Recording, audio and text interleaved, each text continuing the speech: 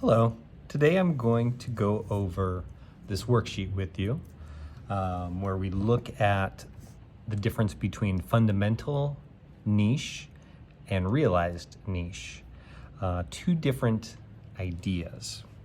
What we have here in this setup, and you can read about it here, I'm just going to say the same thing, is I have two scenarios.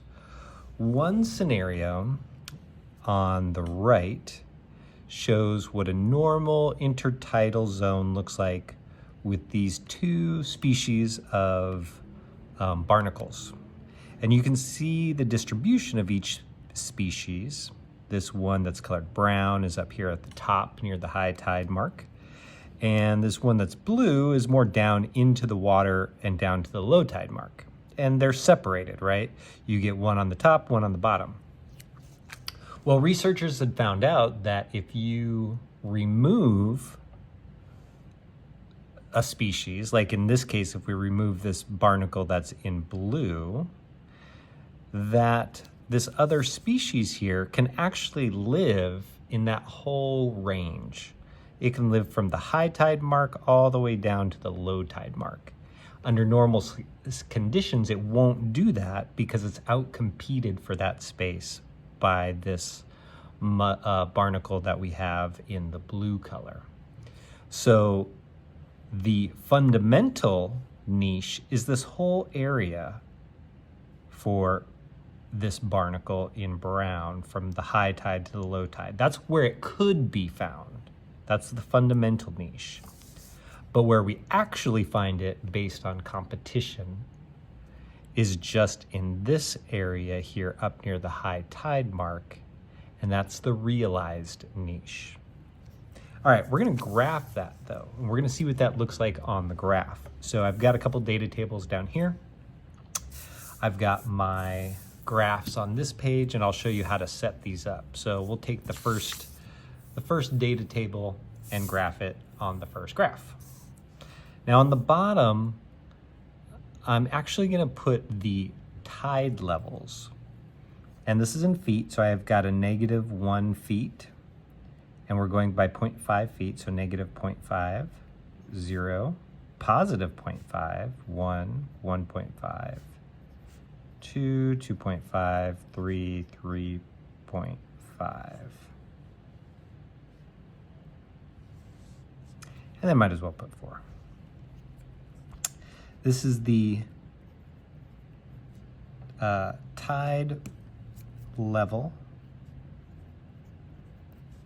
in feet, which means on this side, if I've already done the tide level, then I need to do the population numbers. And I'm going to have two populations, so I'm going to have two lines on this graph. Here, I'll put population, and then the symbol for numbers. And it looks like we only go up to 12 as the highest, so I can go by ones.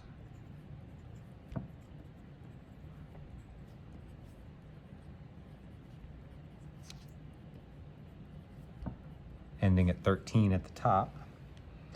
And for this first data table, it's actually showing this first condition here where I only have the one type of barnacle. And you can see that in the populations, right? Like this second barnacle type, there's zeros all the way across because there are none in this image. Now on the second graph, you're gonna have both, okay? So it's gonna be important to remember that you're gonna be graphing both of those. I'll show you what that looks like. In my red, with my red color, that is going to be my population of Chithalamus.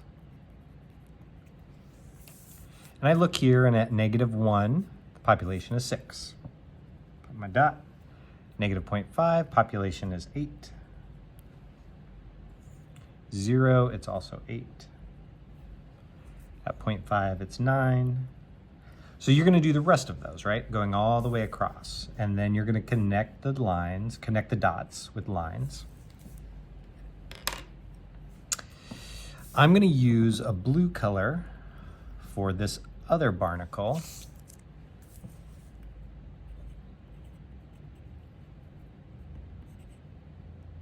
Cymbolinus.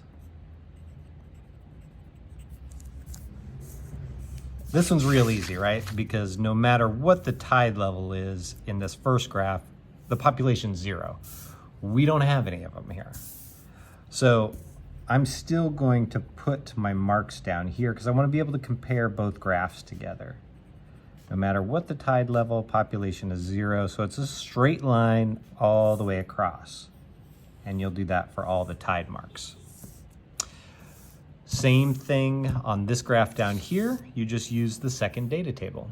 And then you can see some of the differences and overlaps between the two as far as where you're going to find each one of them when there is competition. All right, thank you very much.